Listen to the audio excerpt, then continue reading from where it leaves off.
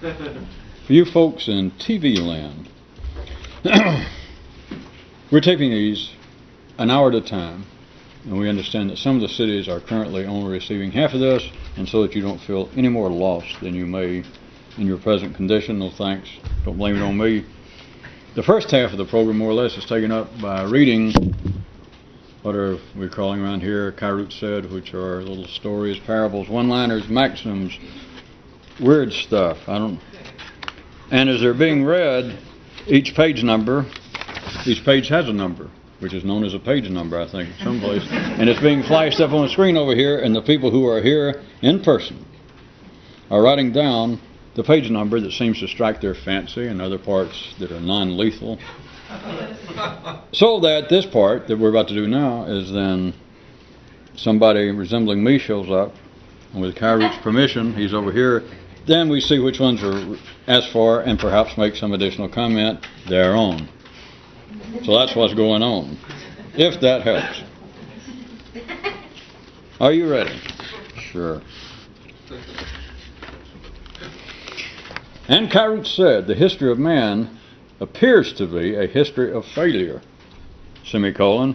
A close study of man's history of himself reveals a certain however is not in there, but I'm going to do it, reveals, however, a certain biasness of sight and recall. The first part, is that not true enough? And for those of you that may be seeing this out there, you got to understand this is no critique of history or anything in the world. I'm sorry, you might as well throw in something else because I know it's going to make some of you mad. Well, then, of course, then you can criticize this. Well, what the hell is that? You're on the verge of pointing out something good and poking fun at somebody, and then you kind of try to draw back or tell me. The history of man appears to be a history of failure. What is history? Just take the quick view. It's got nothing to do with the failure of academia, and specifically history. But think about it. What is history? It's mainly a recalling of warts. And that people tried to do good. I mean, there was the Roman Empire, and you can think, well, they did pretty good for hundreds of years. Well, what they remembered for? They remembered for going...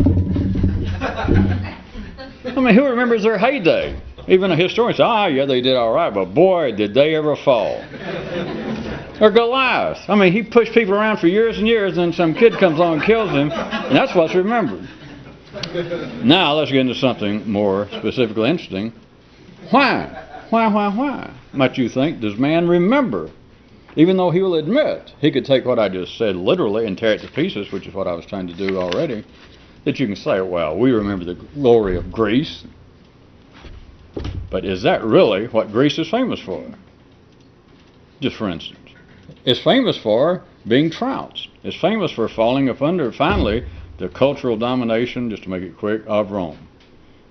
And then Rome, even more progress. But now what's it famous for? You can say what it's famous for, and you can start naming off the philosophers, the historians. But what's it famous for?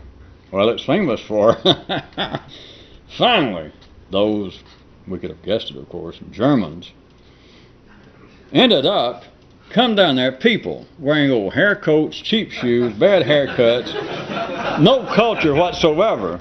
And what happened? The bad guys won. They overran all of these decent Romans who washed their togas, nice households, a lot of them were kosher. Decent folk, and what happened? These barbarians. So what's remembered is what? I refer you back. The history of man appears to be a history of failure, even though it's not literally true. That you can, if you pick up a book that says the history of the Roman Empire, there'll be a whole lot about all the great stuff. But if you're just ordinary and you read it, what do you leave with? In fact, what's the most famous book on the Roman Empire? Probably. And it was kind of, he tried to sort of weight it. He knew I'd show up and point this out, because he called it the rise and the fall. But notice what the punchline was. Because everybody knows, in showbiz, well, the joke is the last one.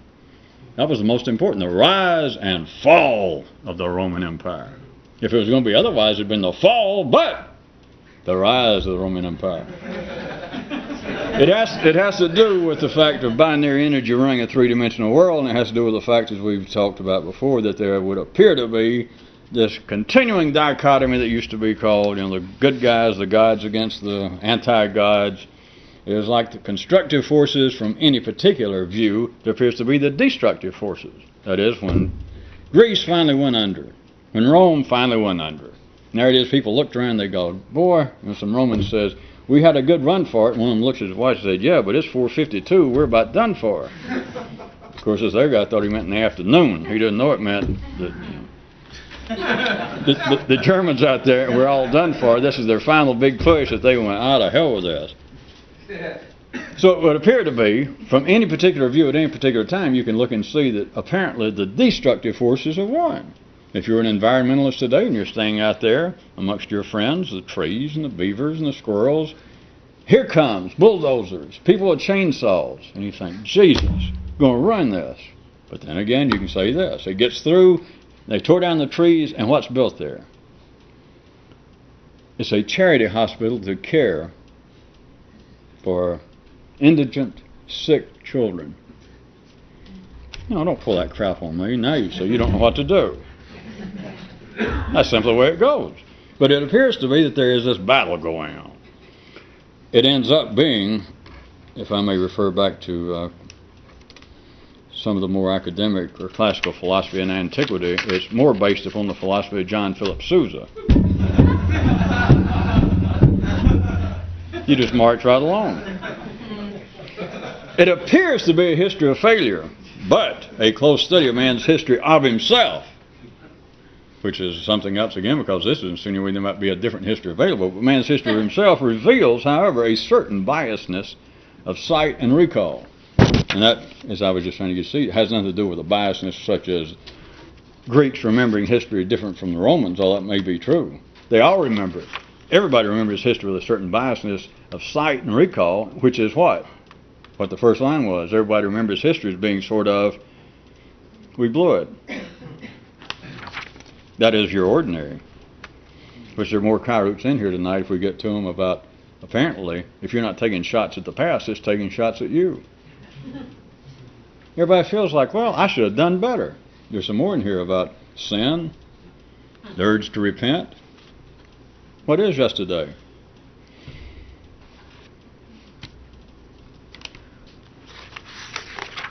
What's more fun than talking about 14 things at one time? Some of these I'm just... At the old Soreheads Bar, up on the Good News bulletin board, was this notice recently posted. It said, cheer up, a man with certainties is already more than half dead. There's really nothing to add to that. I was just trying to, or Kyroot, my feeling is that he was trying to, at least subliminally, encourage some of you. Maybe not here, but out on TV. As long as you're certain of something, it's almost better than that kind of, ace in the hole of always thinking, well, I got a fallback position. There's always suicide. Some people find that to be a bit gauche. Some people are just frightened. Some people just say, well, I'd love to do it, but I can't kill myself. This is kind of an encouragement that if you've got certainties, then you're more than half dead already. So, what the hell? Cheer up. Today's conversation between two people. First guy, the human intellect is like a roulette wheel. Another guy says, yeah, because it's, got so many possibilities. The first guy went, well, that wasn't exactly what I had in mind. I thought maybe the little physical shtick might help a little.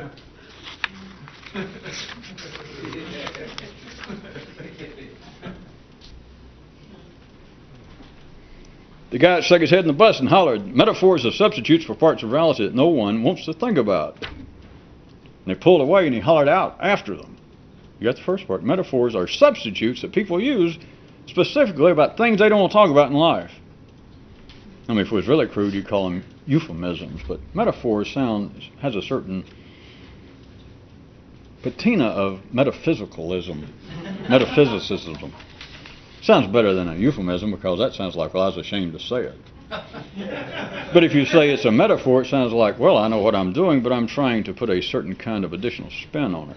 So, the guy says to people on a bus, you figure out, we don't have time to go into what the...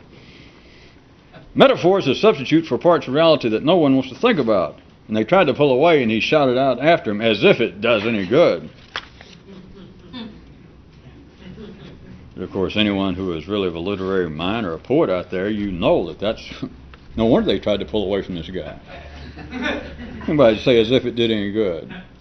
Well, certainly, well, I don't go into it. History speaks for itself, huh? Metaphors have been around longer than we have.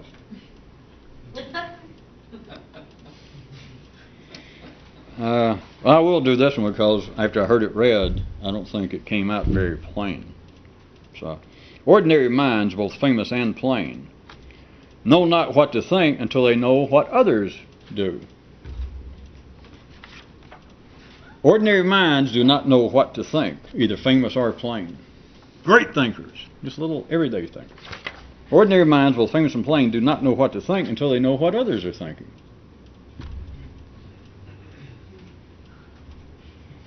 And it was also the title, see, was inverted. Down here, he's got the title referring back to that. A continuing history of man's mental progress in less than 20 words. I would stop and play ordinary people for you, but I've done it so many times. An ordinary person can say, well, that is the height of ridiculousness. Maybe there's some kind of, real crude, pedestrian type people. God knows what. TV reporters, attorneys, priests, rabbis, somebody that may not have any ability to actually think.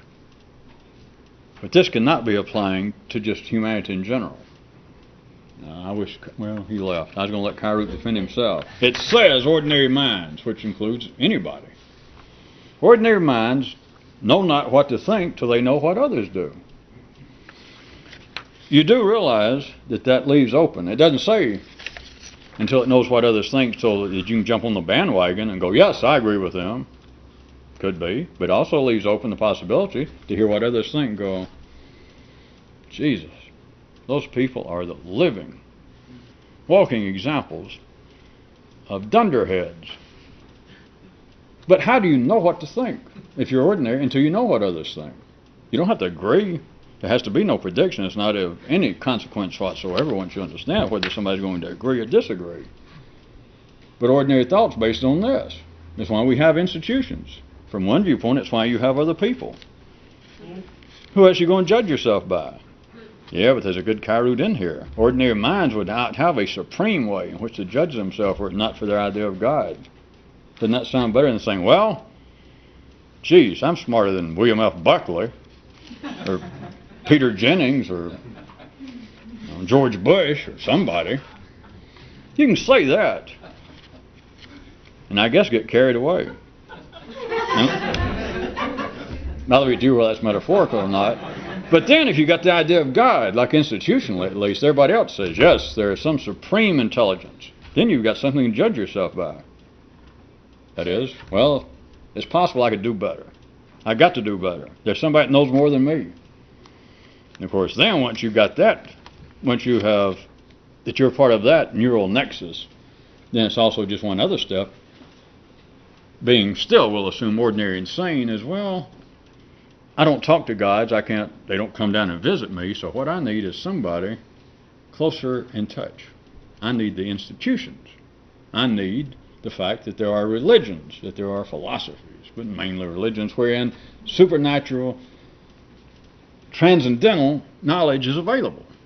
That's where I'll go. Institutions. But you recall we have been through, or Kyroots did point out to you, that one of the primary jobs of institutions of all sorts is to keep man from thinking. Not as a conspiracy, it's not a plot. But to begin to worry about, well, the good old classic, what in the world is going on in life? Good Lord, that's all I want to know. I just want to know, what's this? Is there a secret? What is going on? And it takes you just a little bit, no matter where you live, no matter what the culture or your religious umbrella would be in any part of the world. There's no secret. If you ask your mother, your father, somebody, and they go, well, go see the rabbi, the priest, go see a monk down here. That's what they're in charge of. And you run down there, what do they tell you? Assuming they're as sane as you are, that they're just part of the ordinary establishment. You know what they say. Son, no one knows. Well, we've been through all this. Of course, if you were cursed, blessed, those kind of rebellious hormones, that does not turn you into some old sorehead, then it strikes you as, shall we say, completely interesting that you got yourself cleaned up, went all the way down the street to the church, a synagogue, a temple, somewhere, and your mother, your father, the smartest person you knew, admitted, I do not know the answer to what life is, but, my boy, one block. You know where we go sometimes on Sunday, Saturday, Tuesday, wherever they go? Yes. You go down there and see so-and-so. That is what they're in charge of. All this time I didn't know. I thought I was going to get stars next to my name and eat cookies. And no. You're old enough now. Go ask. And you clean up, comb your hair, and you trot down. There is the institution representing the cache, the repository. I'm not going to be cheap again. The defender of this knowledge. And what do they have to say to you? Sir, what I want to know is the meaning of life. And they nod. You can just feel it. The guy may even say, I was right where you are, boy, when I was 12, 9. I was right there. And you think, geez. And you wait, and he says, we don't know. And it's back to, as I said, some of you didn't get all upset. At least over 5 seconds. That's all it's good for. And then, watch it. You need to be force-fed rutabagas. And you find that, or you should, totally interesting. So this is it. Went from my father real quick, that he put me on to the place in charge. Not just one other guy, a whole institution, worldwide, the church, the religion. And I go down there and they say, yes, that is our job, there's no doubt. That is our job, this is our responsibility, we are singular in this. The world of commerce, the world of education, they have no business in this field, this is our field. So tell me, answer my question. Son, the answer is we don't know. Is that not interesting? Was it?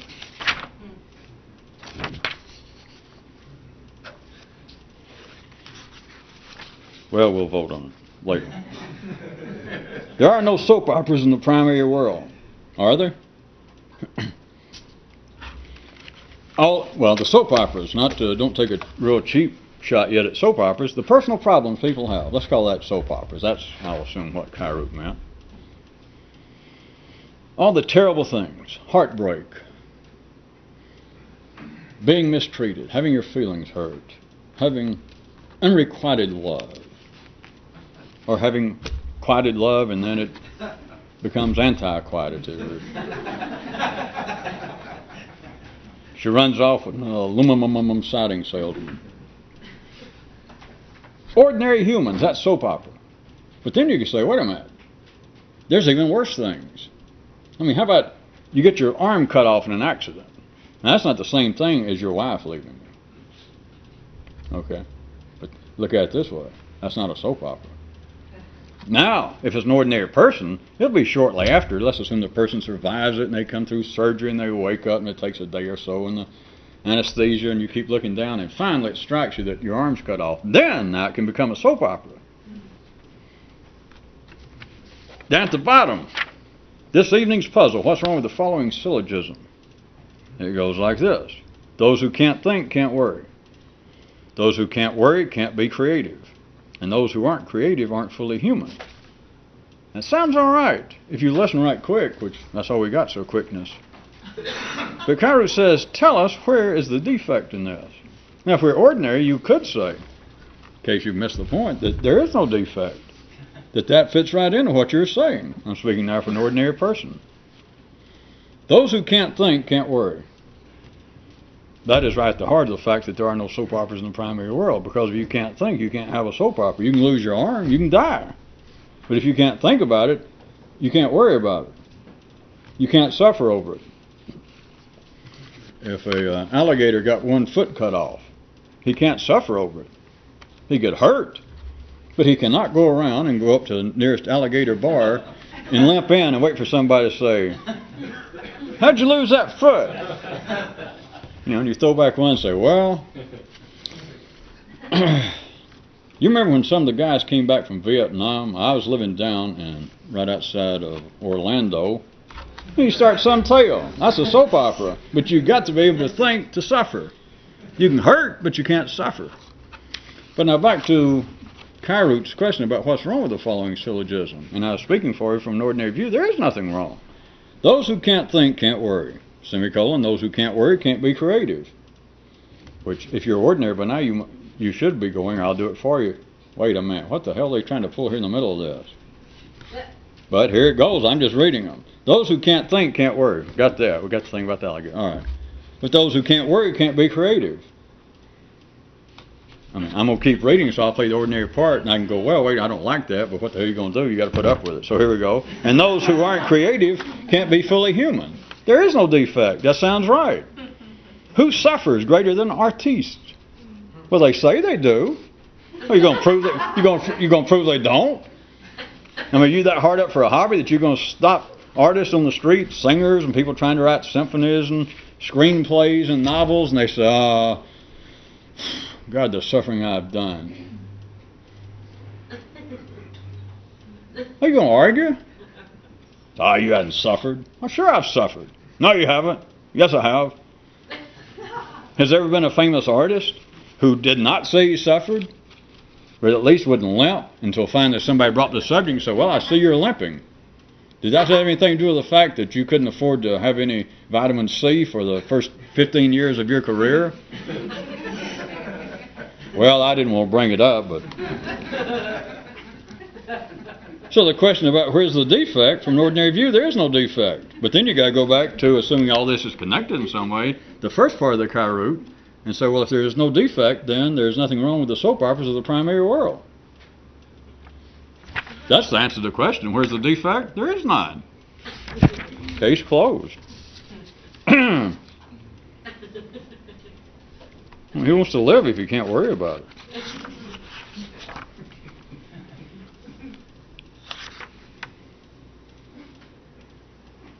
Or a better question, who could live without worrying about it?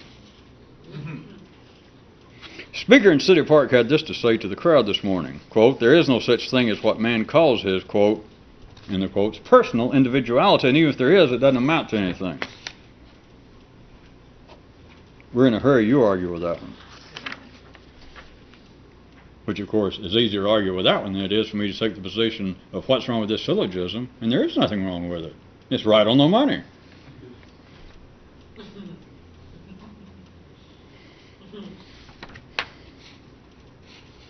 Do-do-do.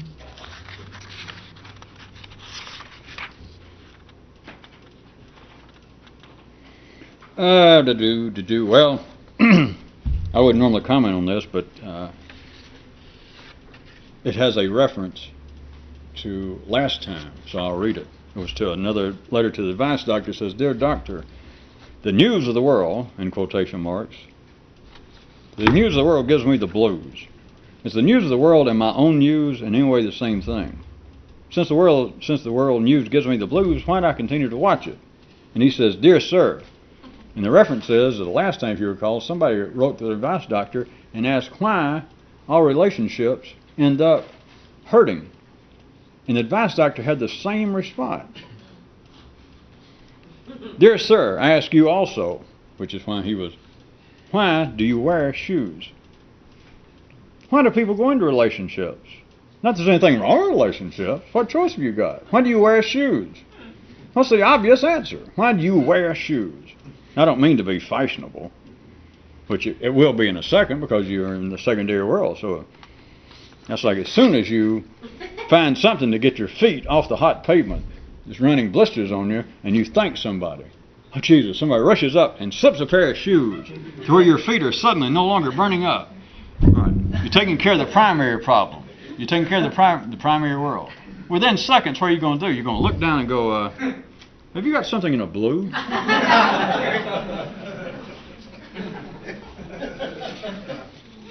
Why do people go into relationships?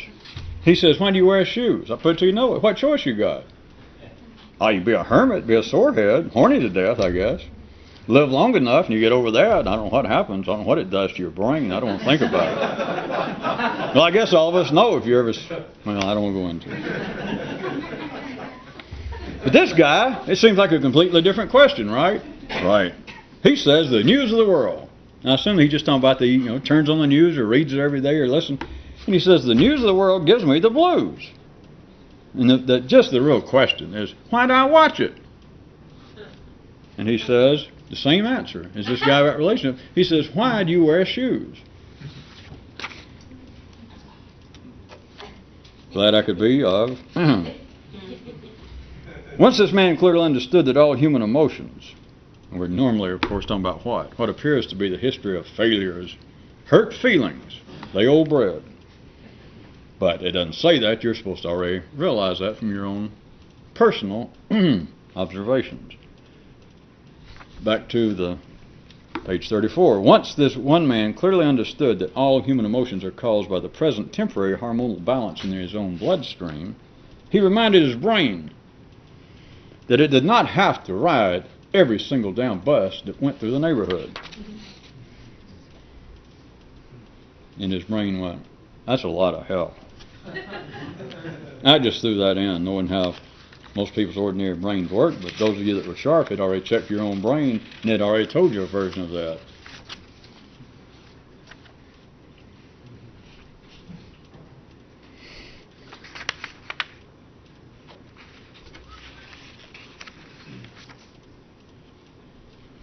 All right, let's try another one. This was connected to the puzzle of what's wrong with the syllogism. This one I know is a little tricky, but just listen. I'll try to put a little more dramatics in it. There's no offense to the way it was read, but it's... Remember the one I just did with the syllogism? I point out that from an ordinary view, the one that says, what's wrong with the syllogism about those who can't think, can't suffer, etc., and I point out there's nothing wrong with it. All right. Kyroots says, here's another one. What's wrong with this maxim? Quote, don't wait for someone else to solve your problems. May I point this out? Else and yours are underlined in here. Now, the maxim is more or less a standard one. Or else Kyroot made it up. It sounds like an old honored adage, doesn't it? Don't wait for someone else to solve your problems. What's wrong with this maxim? If you're ordinary, you go, there's nothing wrong with it. Is there a hint in there? Don't wait for someone else to solve your problems. And what if it's something really dirty? I mean, what if he's insinuating, or what if it's even, what if you don't have any problems? Think what great activity, I think sometimes known as busy work, that makes in life. Not only people trying to solve each other's problems, but then people telling other people, like fathers telling sons, friends telling sons, listen, don't wait for somebody else to solve your problems. And you think, well, by God, that's good advice. But what if it's not good advice on this basis? I mean, it sounds right. Who but an idiot in the ordinary world would naysay this? Who would say, well, that's not true. You should wait for somebody to solve your problem. Well, you'd have to say, come on. But what if you hear the advice, the maxim, and you realize the adage that there is nothing wrong with it? But what if there's no such thing as problems? Then you got a different story. You understand? It's not just simply complex. It's not even doubly complex. It's complex beyond a trifold. I mean, you can't even describe it in a three-dimensional world. That people say, well, some people could say, well, I'm going to wait for somebody else to solve this problem. Somebody else says, I will not wait for somebody to solve my problem. Then somebody else can turn to one of them and say, wait, you shouldn't wait for somebody else to solve your problem. And then one of them say, wait a minute, I knew that. That's correct. You shouldn't wait for somebody else to solve your problem. The question was, what's wrong with this maxim? What if in the midst of all that, there is no such thing as a problem? Yeah, but it's too late now. Am I right? I mean, that'd be kind of like, a large segment of humanity, if not everybody. I'll give you an instant Kyroot, I guess. Like they all get together and they work out some kind of wagon train. Maybe space-based, but some kind of rocket wagon train, and they're on their way to Atlantis or somewhere, and they have put forth all their energies, all their resources, their theories. They've argued, they've fought, and they got the thing going, and suddenly, in the midst of the great journey, almost all of them, just constructively speaking, all of them, suddenly in some way it's brought to their attention, or it strikes them, there is no such place as this. And then somebody says, but Jesus, we've invested 40 years. What the hell are we going to do? We're halfway there. We can't stop now. You got to go on.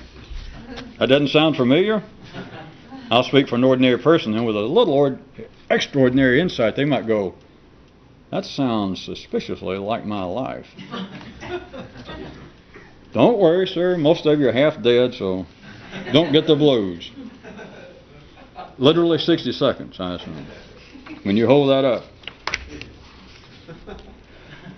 In that case, friends and neighbors, au revoir.